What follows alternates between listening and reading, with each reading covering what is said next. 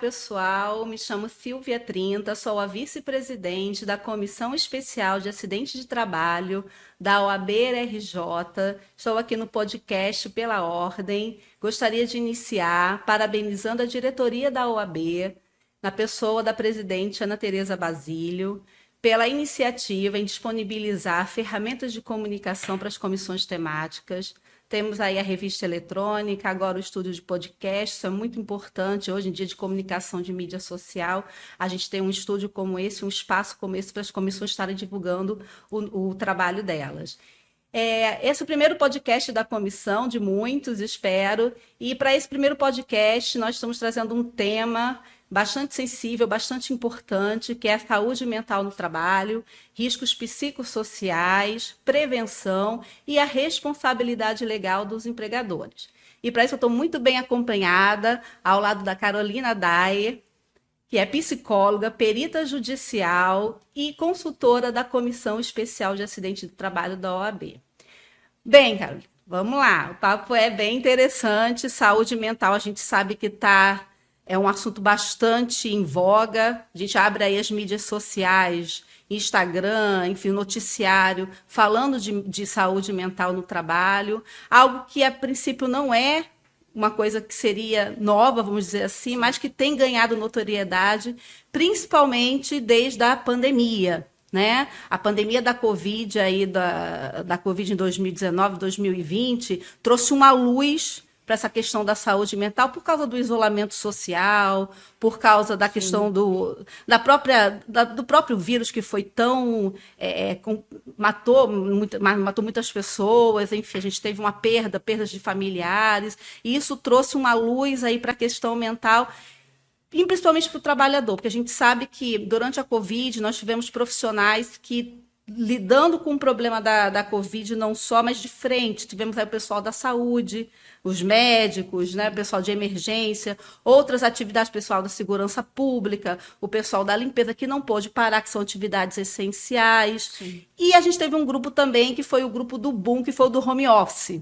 Aqueles trabalhadores que não eram essenciais, mas que puderam continuar exercendo seu trabalho em casa, no home office. Isso trouxe uma outra situação, que foi se levar o trabalho para dentro de casa. E aí a gente sabe que a partir dali, né, passamos a ver situações de trabalhadores apresentando algum tipo de patologia, algum transtorno muito ligado a essa questão, e aí a gente viu todo esse foco, toda essa luz, toda essa lupa aí na questão da saúde mental. Eu tenho uns dados aqui da OIT, da Organização Mundial do Trabalho, da Organização Mundial de Saúde, que em 2022, ali pós-Covid, né, trouxe a informação de que 12 bilhões de dias de trabalho são perdidos anualmente devido à depressão e ansiedade, né? Cerca de $1 trilhão à economia global. Então, a gente está falando aí de uma perda econômica, mas a gente também está falando de vidas. E aí, como é que você... o que você tem para falar para a gente? O que você pode contextualizar aí numa visão de uma pessoa da saúde, uma psicóloga, essa questão da saúde mental no trabalho? Primeiro, obrigada pela oportunidade, o convite de estar aqui. Uma honra. E contextualizando um pouco, né, a Covid ela veio aí acelerar esse processo. A reforma no mundo do trabalho ela se antecede a esse período aí da Covid-19. Então, só veio acrescentar, somar aí a essas questões. A gente vive um momento aí de muitas mudanças profundas, nos modos de interagir, cada um na sua bolha, né, na digitalização da vida, né? Tá todo mundo aí andando com o celular e tal na mão, e que reestruturou toda a nossa dinâmica social, né, para além desse contexto do trabalho, gerando um mundo muito mais inseguro, incerto. Então é natural, esperado, que as pessoas reajam com dificuldades. Sim, perfeito. No contexto do mundo do trabalho, a gente teve aí a reestruturação dos postos, que é o home office, você está dizendo, redefinição dos modelos de gestão, justamente por conta dessa distância, uma precarização do trabalho, uma fragilização dos vínculos com a pejotização. Estão trazendo aí proporções, tonalidades, características próprias para esse contexto. E os dados ratificam isso. Né? A gente teve aí em 2024 quase 500.000 de afastamentos dos postos de trabalho. E entre todos os problemas, 472 mil foram por saúde mental, entre ansiedade e depressão. Um aumento de 68%. Bem significativo, Bem né? significativo. O afastamento do burnout não ficou atrás, foram 1.000%. Não, o acréscimo, o aumento é muito grande. A gente não está falando fora mundialmente, que é isso, né? Que o INSS também divulgou a OIT dizendo que tivemos 12 bilhões de dias anuais perdidos. Um custo global de 1 trilhão aí em produtividade. Isso é um custo muito grande, não só financeiro, né? Mas também humano. Social, né? Isso, sem contar aí com as subnotificações. Né? Nem Exato. todo trabalhador que sofre, ele busca ajuda, diagnóstico ou tratamento. Então, a gente precisa começar a parar de ver aí sofrimento emocional como falha individual e ter uma visão mais holística para tudo. Né? Começando por transformar essa cultura que insiste ainda em valorizar função em detrimento de pessoas. Isso está a complicação. E aí você vai falar assim, mas é a geração Z.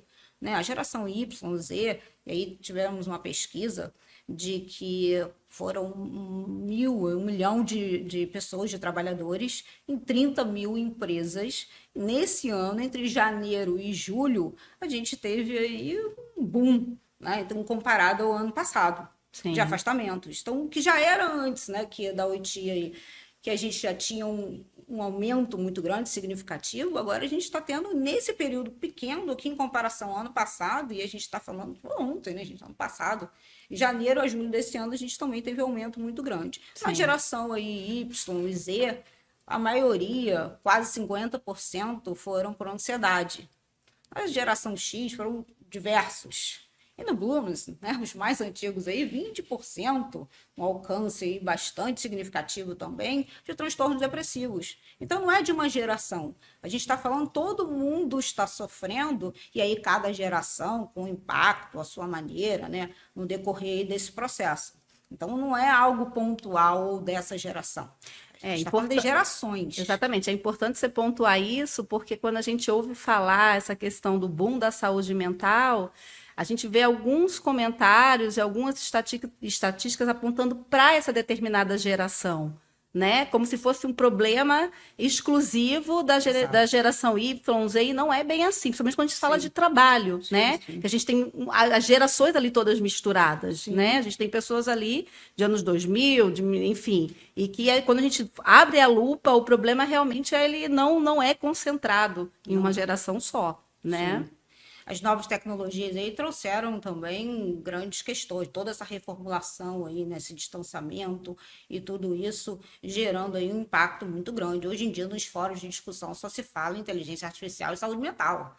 Então, é o binômio, né? Isso. Como se fosse o binômio. Tá né? ficando feio o negócio. É. Mas a pergunta aqui, que eu acho central do nosso podcast, é se perguntar até onde vai a responsabilidade da empresa nisso tudo e aonde começa o direito do trabalhador à saúde mental. Dentro desse contexto, a empresa ela tem aí um dever legal e ético com a saúde e segurança do trabalhador. Isso inclui a saúde mental. Então, tudo que diz respeito ao ambiente de trabalho, suas consequências diretas e indiretas, é uma responsabilidade da empresa. Aí entra a nossa norma, tão falada, né? Nossa NR1 aí, na sua atualização, que veio numa tentativa aí com diretrizes mais claras, interconectadas, né? Porque ela faz um link aí com a NR5, que é a CIPA, com a NR7, que é o Programa de Controle Médico de Saúde Ocupacional, com as NR9, por exemplo, que são os riscos ambientais, físicos, químicos, biológicos, econômicos, de acidente, e NR17, da ergonomia. Da ergonomia. Ali que a gente entra com os riscos psicossociais através da organização do trabalho. Então, aí eu vou te interromper para falar isso. Riscos psicossociais. 2 palavrinhas que estão levando à loucura empregadores, trabalhadores, advogados, né, da área, porque muito se fala, talvez pouco se explique com profundidade. Claro, nós temos órgãos aí como a Fundacentro, né, que é do governo, que tem promovido palestras, enfim, temos a guia de diretrizes aí do Ministério do Trabalho, mas o que a gente tem vendo é uma gama de informações, às vezes não tão muito exatas e corretas, sobre essa questão de risco psicossocial, que tem vamos dizer, assustado os empregadores, meu Deus, como é que eu faço? E também deixado em dúvida os empregados, né? Sim. Os trabalhadores com relação a essa questão. Bem, então tudo é risco psicossocial, então, tudo no trabalho vai me afetar, então é importante a gente trabalhar esse conceito, né, de uma maneira exata do ponto de vista legal, do ponto de vista médico, psicológico, né, entender isso. Então, ela veio aí, a NR1, na sua atualização, engrossar a política de saúde e segurança. A gente está aqui, a ideia é uma cultura de segurança, que não só minimize os riscos, mas promova aí um espaço que tenha saúde mental. E de prevenção, né, acima de tudo. Então, eu no PGR, né, que é o Programa de Gerenciamento de Risco, as empresas precisam, na identificação dos perigos, na avaliação dos riscos, no monitoramento desses riscos, aí pautar na prevenção. Continua sendo a palavra-chave.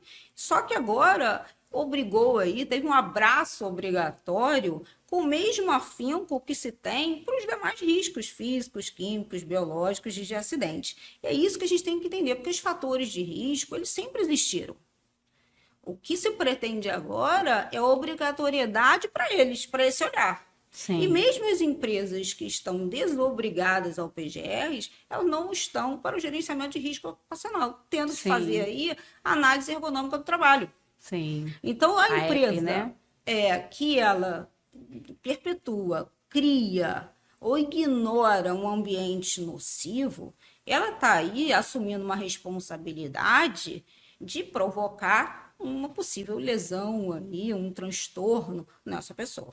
E se isso estiver fora, né, do trabalhador, do ambiente do trabalho, porque às vezes a gente carrega construtos e condições aí de adoecimento que externalizam o ambiente do trabalho, vai comprometer esse trabalhador. Então, a empresa deve ter esse acolhimento, esse apoio, para que isso não se transforme em grandes questões.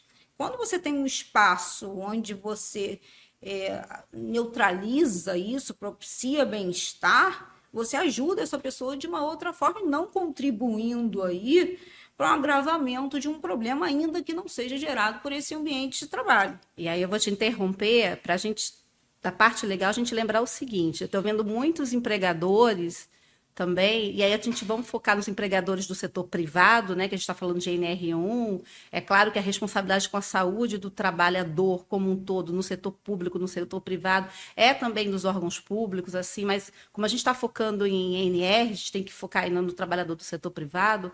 O que eu tenho verificado é que as empresas, com essa questão aí da mudança da NR1, que fala dos riscos psicossociais que, uma vez não administrados, podem levar a um adoecimento mental, é que eles agora vão se tornar centros de saúde mental. E não é isso. A gente tem que lembrar que a Constituição Federal, ela já obriga as empresas a ter um cuidado com a saúde, com o ambiente de trabalho e com a saúde do trabalhador.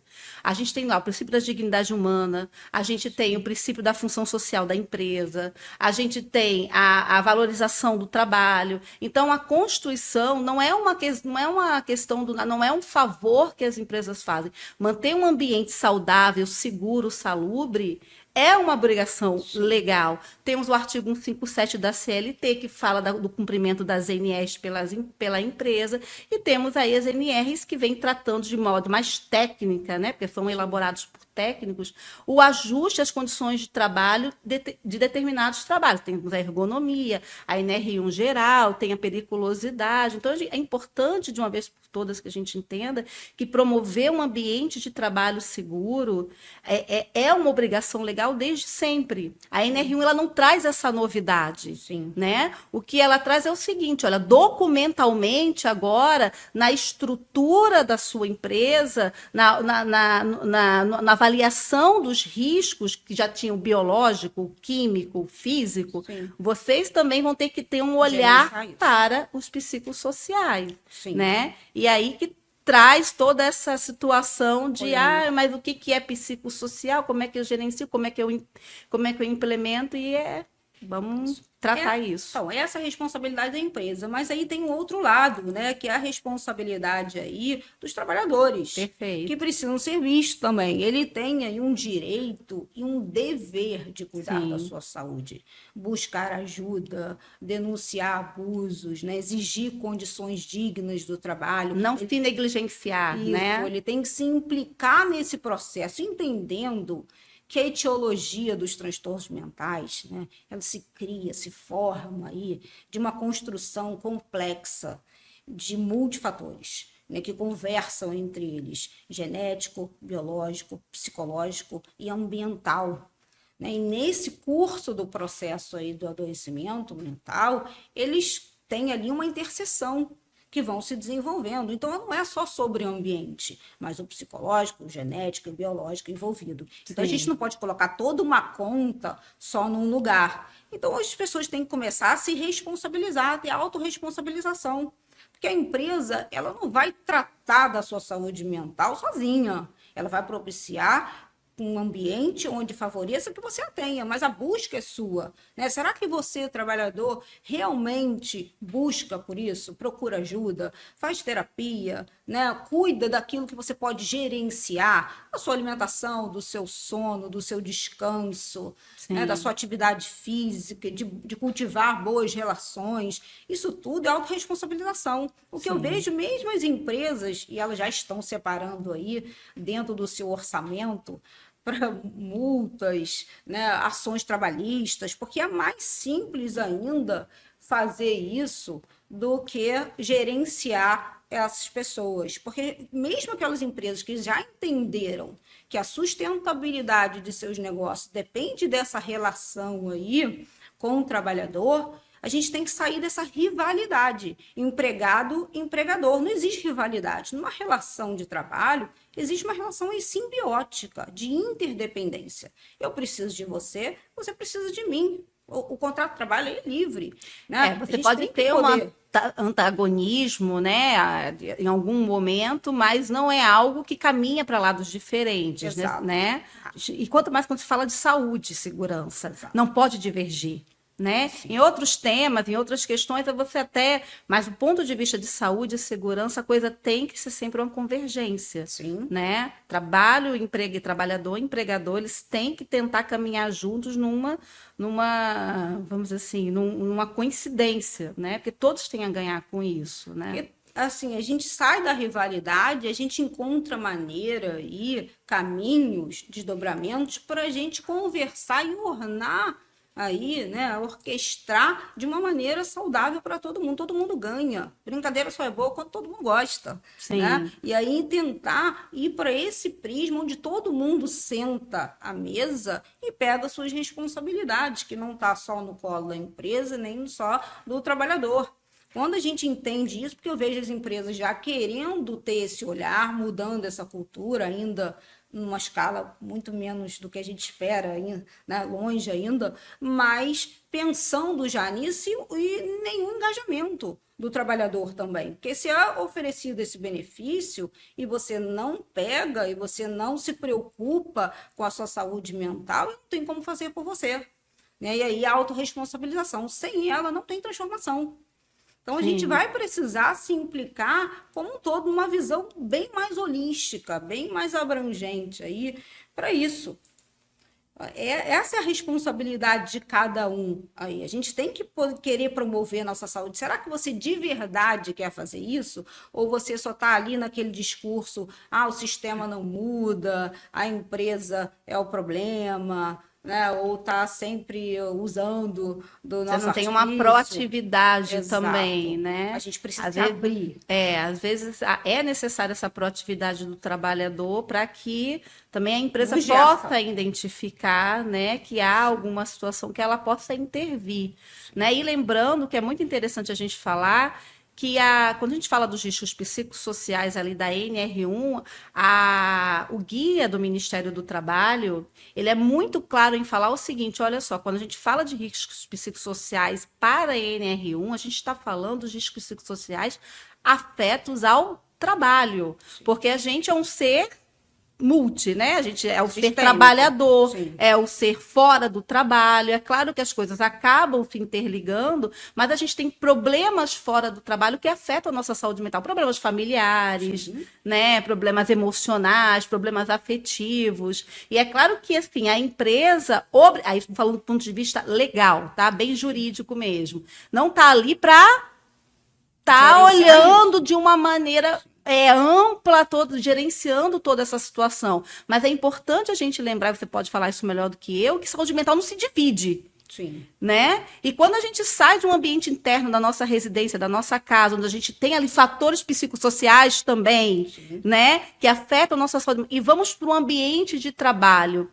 onde existem outros fatores psicossociais ali, né, estressadores, Sim. adoecedores, Sim. a gente tem talvez um agravamento, pode ter uma pré-existência, Sim. e aquele ambiente de trabalho que legalmente tem que propiciar algo mais salubre e saudável, acaba contribuindo. E aí é importante a gente lembrar que, para a questão de doença de trabalho, reconhecimento na justiça, a Lei 8.213 de 91 estabelece de forma bem clara no artigo 21, se é que para acidente de trabalho, né, aquelas doenças, aqueles que são agravadas, que são, né, pioradas. Ou seja, eu tenho uma situação pré-existente que não necessariamente originou-se no trabalho, mas se o ambiente de trabalho contribui para o agravamento, contribui para a piora daquilo, é uma doença ocupacional, é um acidente, sim, e você vai ter responsabilidades legais, sim, trabalhistas, previdenciárias. Então,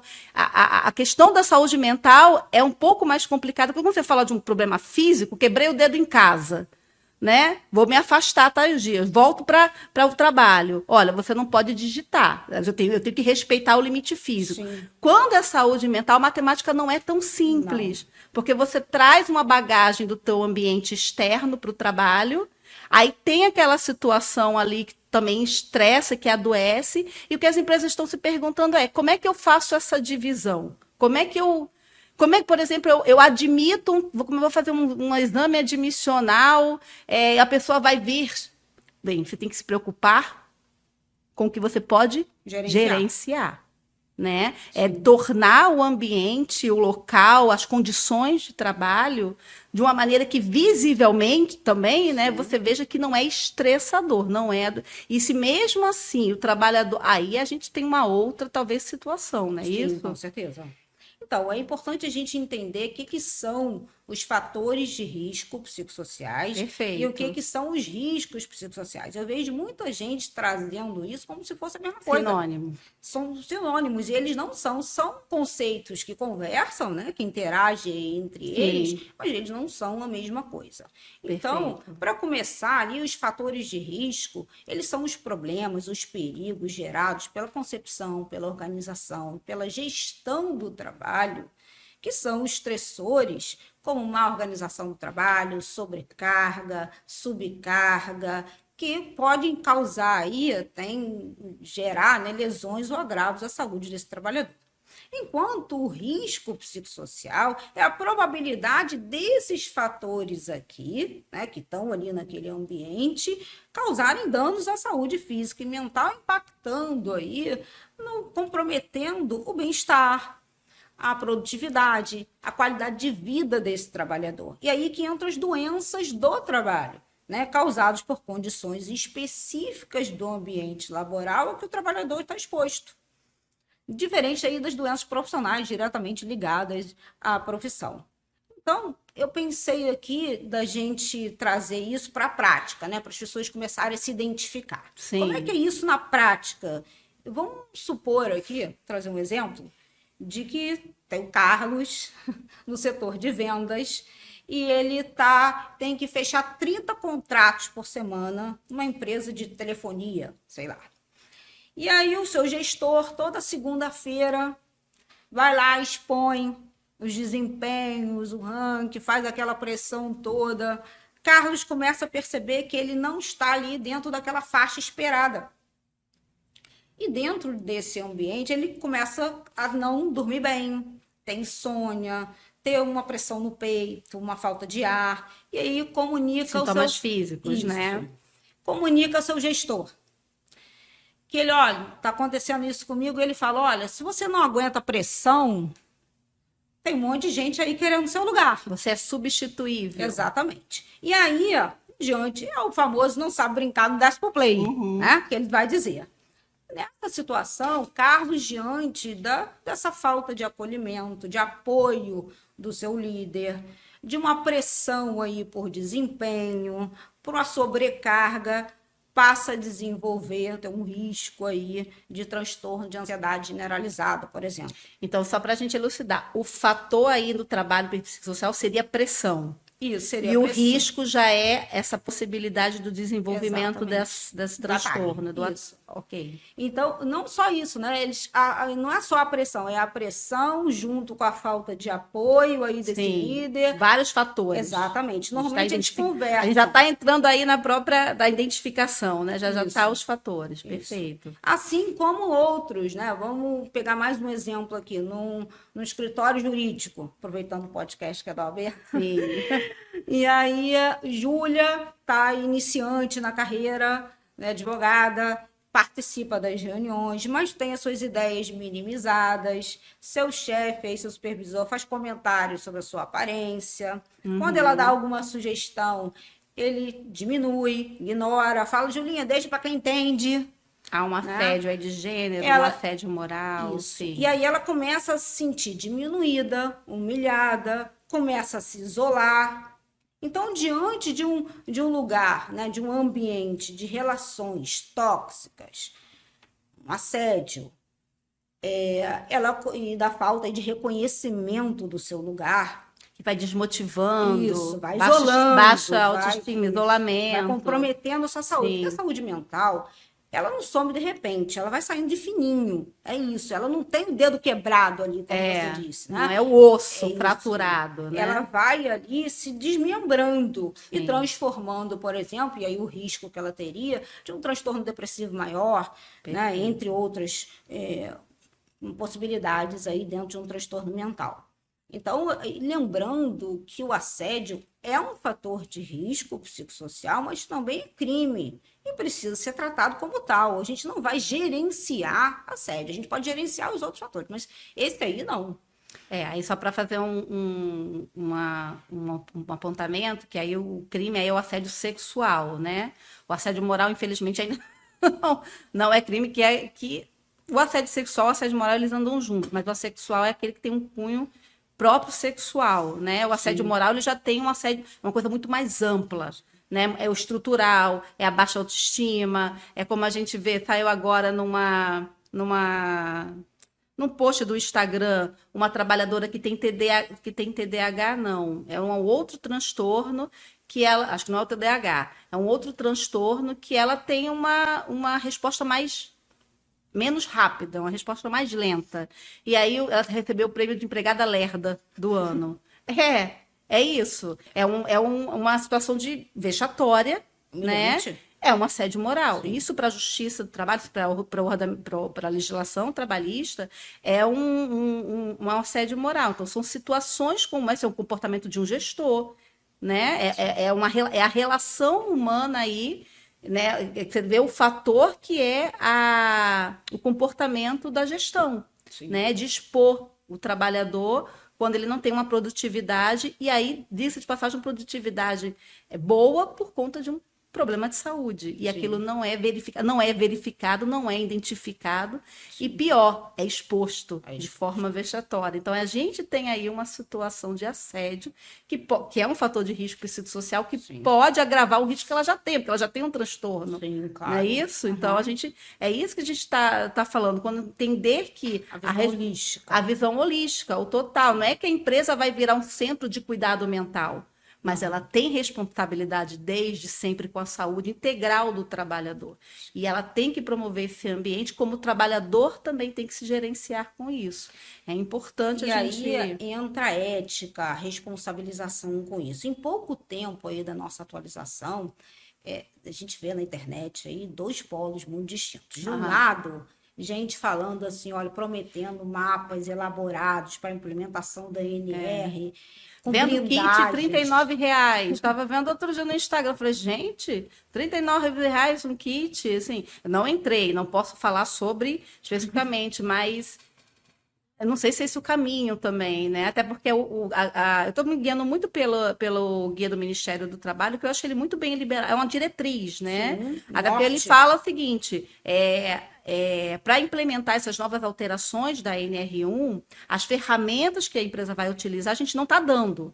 Sim. Eu não estou dizendo como é que você vai, sua empresa, porque cada empresa tem um modelo Tem produtivo, sua tem uma escolha. estrutura organizacional, mas você tem que implementar. E aí, só que ele traz algumas diretrizes. Olha, participação do trabalhador é Com fundamental, certeza. métodos cientificamente comprovados é fundamental. E aí, quando você vê esses kits, Assusta. isso assusta. Quando é que está o método científico disso, né? Então, aí eles prometem aí blindagens, né? Quanto a fiscalizações, futuras multas. Fica isso aqui que É tá isso. certinho assim. E não é isso. Cada organização jurídica é que nem um corpo, cada uma funciona Vai fazer de a sua uma maneira. forma, Sim. né? Tem que ver realmente a estrutura interna para externa, né? E isso nada é igual. Nem a padaria da esquina é igual à padaria do centro. Muito menos ser humano. Exatamente, exatamente. Então me chama a atenção essa questão dos kits também. Com certeza. Dessa venda, Não dessa só isso, eu resposta acho rápida. uma ingenuidade mesmo, entre aspas, né? Achar que a gente vai colocar esse iceberg aí da saúde mental imersos em folhas de papel, planilhas, QR codes ou kits, né? Isso aí a gente tem que ter um olhar para a implementação justa, né? Sim. Cientificidade para aquilo, Sim. entende? E de outro polo, né? Que são dois polos aqui, nem tanta mar, nem tanta terra, diz que é Sim. impossível, que a gente está muito longe de uma E excelência não tem aí. como, é muito difícil, cria uma dificuldade, né, para gerenciar esses fatores que parece que a coisa realmente é intangível. Isso. Né? Eu falo que são os emocionados aí, né? São os Colocam muita emocionados, carga. Mas dentro disso, a gente precisa entender que os fatores de risco psicossociais eles não são só envolvem grandes tragédias. Na maioria das vezes, frequentemente, são microviolências repetidas. Então, é totalmente possível de ser gerenciado. Como que a gente faz isso, né? Quais são as estratégias que uma empresa pode se guiar aí para implementar saúde mental dentro das suas organizações? Primeiro, uma abordagem ela precisa ser ativa e contínua, sobre dois eixos principais, uma sobre estrutura organizacional e outro sobre as relações humanas.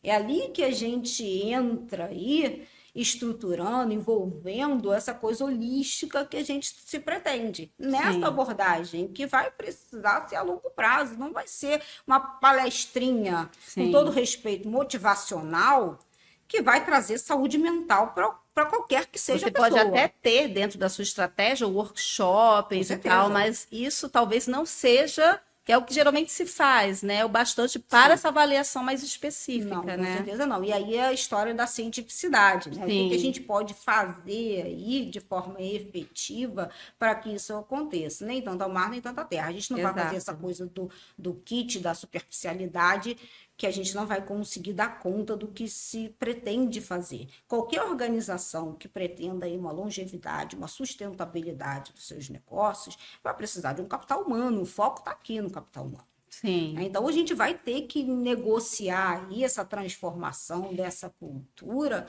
envolvendo tudo que isso implica, desde essa organização do trabalho às relações interpessoais. Então, são dois polos que precisam ser divididos e conversarem aí, entre eles.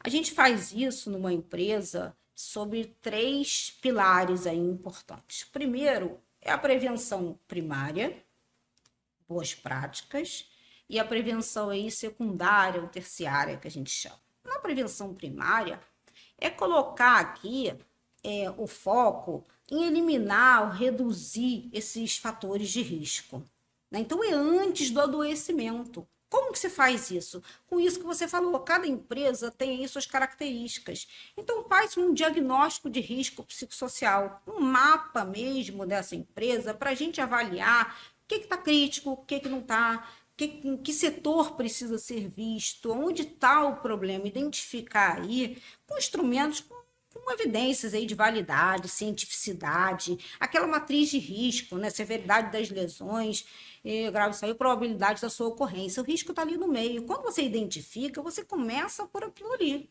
E é por isso que chama a atenção que nessa gestão, né, dos fatores psicossociais, tem que se fazer para o cumprimento da NR1, uma equipe multidisciplinar é muito importante, Sim, né? com Você certeza. tem que ter a parte de RH, jurídica, de saúde, todo mundo bem, né, qualificado, tem que haver uma interlocução para isso, Sim. né? A coisa não pode andar desorganizada. E ter alguns profissionais é fundamental, né? Para você poder fazer esse mapa, essa avaliação na sua melhor estratégia de avaliar esses riscos, né? Sim. Nessa prevenção primária, aí onde você elimina e reduz, né, os fatores de risco, a gente precisa olhar para a organização do trabalho. Então, definir metas realistas, evitar uma jornada excessiva, equilíbrio aí entre vida profissional e pessoal. Às vezes são coisas pequenas. Um trabalhador, por exemplo, está chegando atrasado todos os dias, de repente, né? Ninguém erra querendo errar. O que está acontecendo, O que está acontecendo? Né? Tem um problema de saúde? Tem o transporte está ruim, mudou aí? O local onde ele mora, difícil acesso. De repente a mulher arrumou tá trabalhando, mudou o horário e ele precisa deixar a criança na escola e o portão só abre às 7. Sabe? Então, assim, será que mudar ele de turno? É uma coisa bem cotidiana, isso, né? Será que mudar do turno seria suficiente? Essa pessoa vai dar ali show de atendimento ou de entrega? São coisas que parecem sutis, mas que muda tudo. Sim. Gente, demitir alguém é muito caro.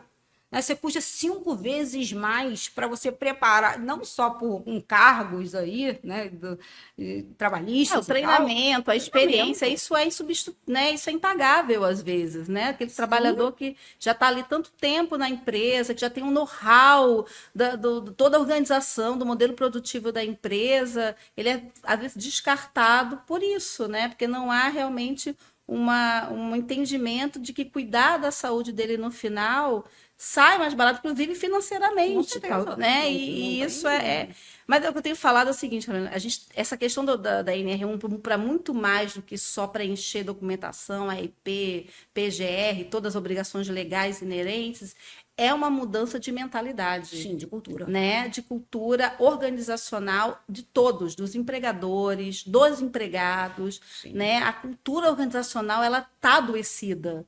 A gente vê, como você falou, como é uma relação simbiótica, é uma coisa que é cíclica ali. Né? A gente está falando ali de pequenas empresas, grandes empresas, é claro, cada uma empresa na sua estrutura menor, uma multinacional, apresenta esses problemas numa significância maior e menor, mas o que a gente vê é que isso acontece. Então, o que tem que se entender é que essas alterações, muito mais do que legislativas e muito mais do que operacionais, elas têm que ser cultural mesmo, né? Sim. Tem que mudar o modus operandi da coisa para que isso efetivamente gere, sim, uma eficácia da alteração da NR1. Sim. Né? E essa mudança aí, a gente talvez diminuir essa estatística que está tão alarmante, porque vamos ser sinceros, é bastante alarmante essa questão da saúde mental. Sim. Como você falou, quando a gente tem quando a gente olha para o subnotificado, talvez isso triplique. Com certeza, não tenho dúvida. Né? E eu não sei, agora não lembro qual foi a fonte, mas é que justamente isso,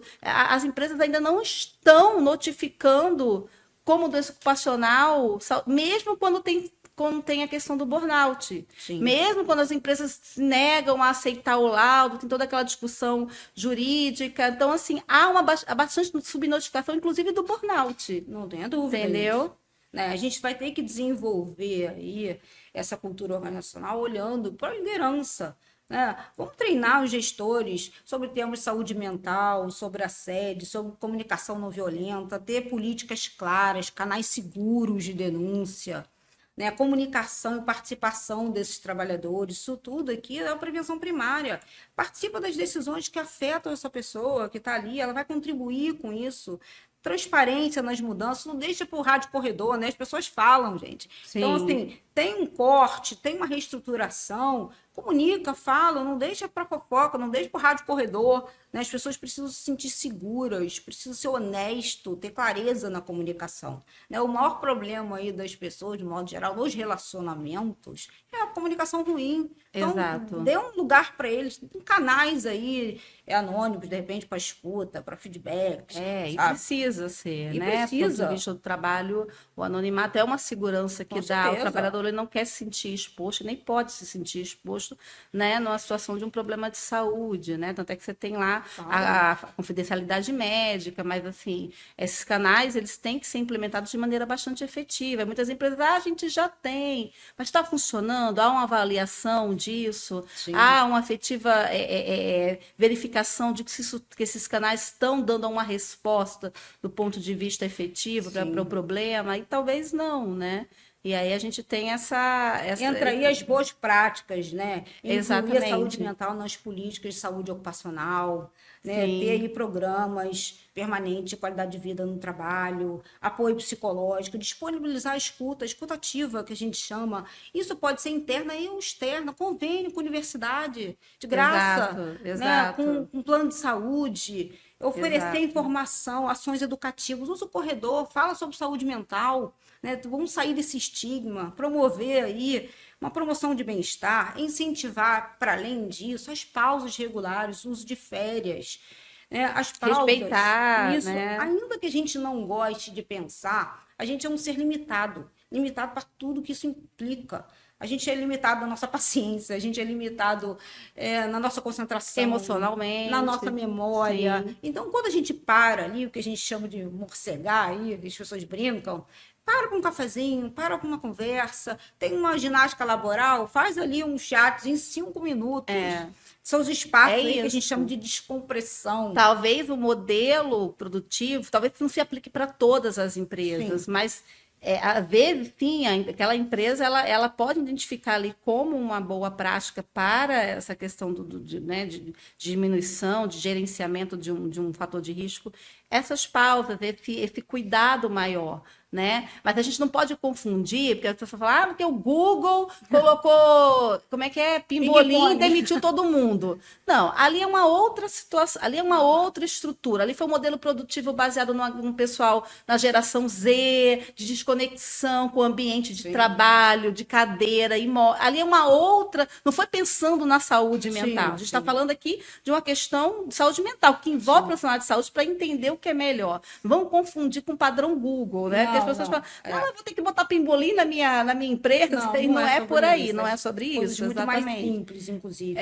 Mais do que isso, eu acho que um psicólogo ali na empresa, nessa atuação, na implementação, ele pode contribuir também com a elaboração de um bom código de conduta, né? Isso da segurança, um norte para todo mundo, quais são os meus deveres, quais são aí as minhas obrigações, meus direitos, isso tudo guia todo mundo. Exato. Né? Então, assim, dá segurança para as pessoas. Então, desenvolvam isso, façam um bom aí código de conduta, deixa isso vazar para todo mundo, falem sobre isso, e acho que orienta as pessoas precisam ser orientadas. E quando já tem aí, a gente já está na prevenção secundária ou terciária, a gente está, infelizmente, já na estratégia em caso de adoecimento, as pessoas já estão, né? E nesse caso, procurar incentivar atendimento psicológico, médico, se for o caso, apoiar os afastamentos ou readaptações por conta de saúde mental, né? Facilitar o retorno das pessoas que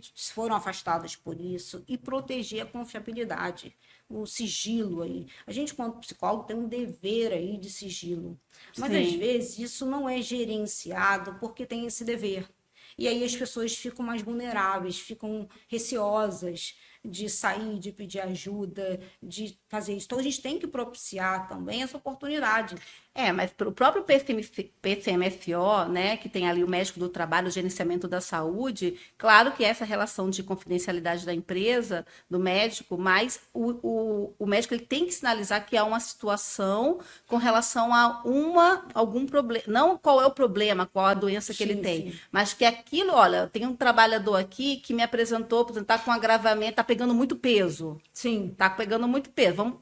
O médico, por isso que o médico do trabalho ele tem que conhecer as normas, né, NR e tal, porque ele tem que identificar o fator que pode estar agravando ou ocasionando aquele problema, e é dever dele não falar qual é a doença, mas que tem aquele fator. Isso é que tem que acontecer com o psicossocial também. Olha, esse acúmulo de função não está legal. Olha, está acontecendo a situação de assédio, tem que eliminar. Sim. Então, isso, né, não é falar, olha, a pessoa está com TDAH. Não, não é isso, mas é identificar que essas situações estão acontecendo, né? Sim. E também os indicadores aí de monitoramento, né? Quantas pessoas foram afastadas, tivemos aí o INSS envolvido, a queixa formal, rotatividade, absenteísmo, presenteísmo. Olha isso, né? Os impactos das ações que foram implantadas na sua empresa, né? A gestão de conflitos é essencial, né? Para evitar essa escalada aí de problemas nas relações. Isso tudo contribui muito.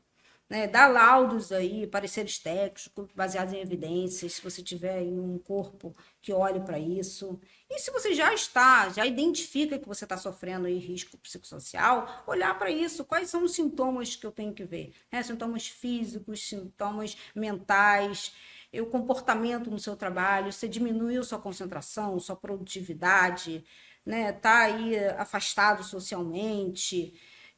Os sintomas mentais, eles envolvem, às vezes, uma ansiedade muito grande, mas não aquela ansiedade pontual, aguda. Não é sobre isso que a gente está falando. É mais aquela que é crônica, aquela que está ali há muito tempo, todos os dias, né, visitando você ali no seu comportamento, diminuindo a sua qualidade de vida. Assim como a tristeza. Um dia triste, ele é ruim, gente. Todo mundo aí tem dias ruins. Mas se isso está durando 2 semanas... Você dorme, acorda cansado, não tem um sono reparador, está comprometendo como um todo, tem doença musculoesquelética envolvida, né? Tensão muscular, uma fadiga excessiva, você já dorme, acorda cansado, como a gente costuma dizer. Então, são coisas que a gente tem que começar a entender quais são os sinais, sintomas que envolvem aí nesse conjunto, não algo isolado, porque tem sintomas mentais, mas também tem físico, mas também tem sobre o seu comportamento, sobre o ambiente de trabalho, que é aquilo que a gente falou, tem carga excessiva, tem falta de apoio, tem um ambiente hostil, tem falta de clareza de papel e função, e os efeitos na sua vida. Estão impactando aí você de desligar o trabalho, você saiu do trabalho, mas aquilo ainda fica ali, pensamento recorrente, anda em círculos, né? Continua rodando aquilo ali para você. Né? Tem impacto na sua vida familiar, social, você sente aquela diminuição da qualidade de vida, né? E começar a entender, porque senão hoje em dia todo mundo começa a dar laudo por si mesma, olhar só sobre um prisma, que é a questão do burnout. Procurar isso, eu estou com TDAH.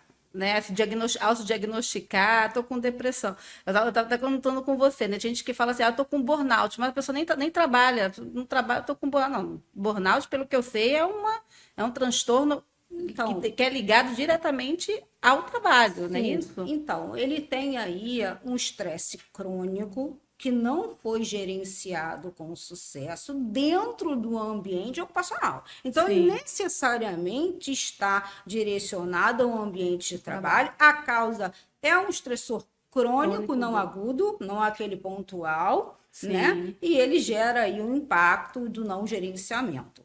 Então, são olhares e sobre 3 dimensões, que é exaustão emocional, despersonalização e baixa realização profissional.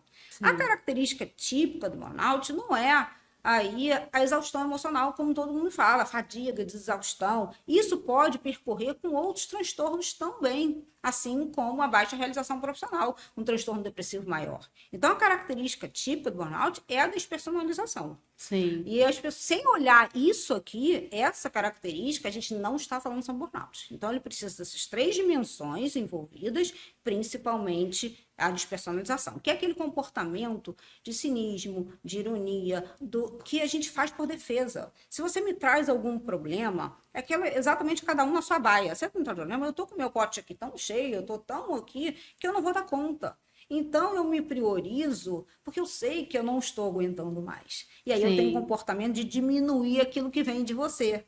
E aí eu faço isso com ironia, com cinismo, dentro aí de um comportamento no trabalho. E às vezes uma empresa, um gestor que não está preparado, que não tem, vamos dizer assim, um workshop sobre isso, alguma coisa, ele entende isso como uma situação de Agressiva, aprontamento, de isso. agressividade, quando na verdade é uma resposta de saúde ali, Sim. né? Por isso que é muito importante o gerenciamento dentro das empresas, portanto que é tão importante olhar para a questão da NR1, não só do ponto de obrigatório legal, né? Mas do ponto de vista de saúde, porque se isso for implementado de maneira correta, realmente o comportamento das pessoas, o olhar para essas situações talvez mude e a gente tem aí, inclusive, uma diminuição nesse tanto de processos judiciais, né? Também, é claro, a gente não pode, vai diminuir processos, sabe que o direito de petição existe, enfim, mas o trabalhador melhor acolhido, um ambiente melhor gerenciado na sua saúde, né? Tudo isso pode propor, porque você vai ter que olhar para a jornada, você vai ter que olhar para esses comportamentos de gestores.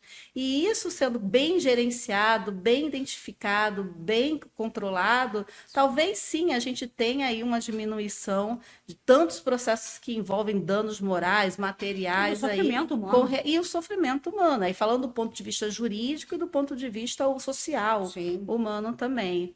Bem, Carol, a gente vai encaminhando para o final, Isso. né? Vamos encaminhando para o Eu final. Eu gostaria de agradecer mais uma vez ao ABRJ por disponibilizar esse espaço para as comissões temáticas. Espero estar aqui novamente no Pela Ordem, trazendo outros assuntos pertinentes à questão de acidentes de trabalho. Hoje a gente trouxe um assunto bastante importante, a saúde mental do trabalhador, riscos psicossociais, com foco aí na NR1, nessa portaria que foi essa NR que foi alterada pela portaria 1419, que está trazendo algumas dúvidas com relação à sua implementação. Lembrando que a questão de multa vai ser a partir do ano que vem, pela NR 28, mas a implementação desses riscos, esse gerenciamento já é obrigatório pelas empresas. E aí trouxemos aqui como convidada a nossa consultora da comissão de acidente, a Caroline, que é psicóloga e que vai estar presente num evento que eu convido a todos vocês, colegas advogados, trabalhadores, empregadores, representantes de empresa, o evento da comissão, nosso segundo evento, que vai ocorrer no dia 13/10/2025, uma segunda-feira, aqui no auditório Evandro Lins e Silva, da OAB-RJ, que é na Avenida Marechal Câmara, às 9 horas, até meio-dia e meio, 1 hora, vai ter uma série de debates, uma rede de debates, né, mesas, contando com a Caroline, com outras psicólogas, com o desembargador Enoque Ribeiro, com a Ana Luísa, que é a auditora fiscal-chefe da seção de Segurança e Saúde do Trabalho do Rio de Janeiro. Então, vamos ter ali uma equipe multidisciplinar, debatedores da área da saúde, da área do judiciário, da advocacia, debatendo sobre a saúde mental do trabalhador do setor privado. Então, deixo aqui o meu convite, desde já agradeço ao AB pelo espaço, agradeço a Caroline por esse bate-papo ótimo e sobre um assunto tão necessário e tão presente, que é a questão da saúde mental do ponto de vista jurídico e do ponto de vista de saúde também. É isso. muito obrigada por tudo, pelo convite, pela audiência e a OAB também. E estamos juntos, espero todos vocês no dia 13 para a gente ainda falar um pouquinho mais sobre saúde mental no setor privado. Até lá. É isso. Obrigada.